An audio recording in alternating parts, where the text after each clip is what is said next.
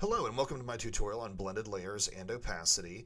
Now, most multi-layer programs like Adobe Photoshop, After Effects, Final Cut, Motion, etc., they all have the ability to blend layers, but I'm going to focus on Adobe Premiere CC and how blended modes can make your video look super cool and even film-like. This is a real simple tutorial and you don't need to know a lot about editing or graphics. To save time, I already have Premiere open and a project loaded. So let's start with what's a blended mode.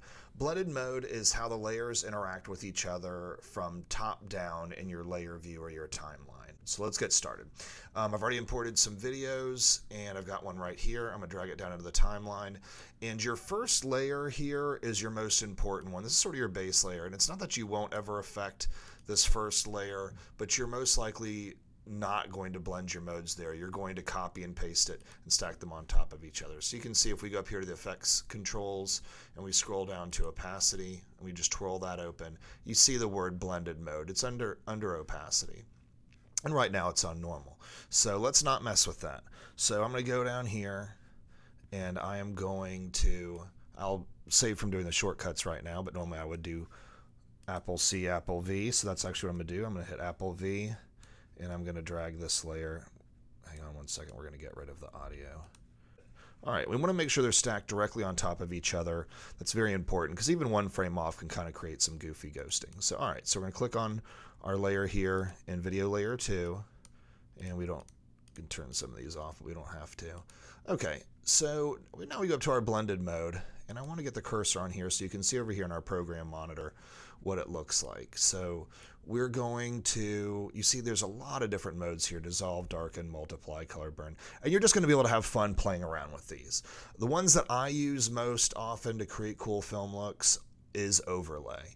You can instantly see it makes a huge difference. So you can even go back and forth between normal and overlay. Another little trick for doing that is come down here to your timeline, see where this little eyeball is. That's what makes it active or not, and you can just turn that on and off. Now I will say this, if you go online, there's a lot of tutorials where they use at least 3 layers. So we're going to play around with that just one second, just so I can show you how people mess around with these things. So now we're going to go up to our video layer 3, and let's say I want it to be, I want to use a vivid light. Wow, now we can really see that's really different based on our original video.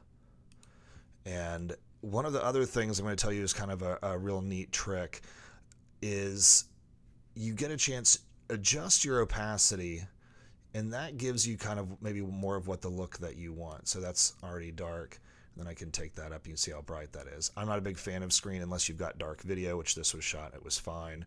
So overlay is a really cool one, but I'm going to bring that down a little bit. It looks kind of yellow, to be honest, so I'd probably go in. And one of the fun things is you can start to affect these different layers. You can change the colors in them, and you could bring out different blues or take out some of the yellows. So what I would say is get a chance to play around with this, and hopefully you'll have fun with blended modes now that you know a little bit about that.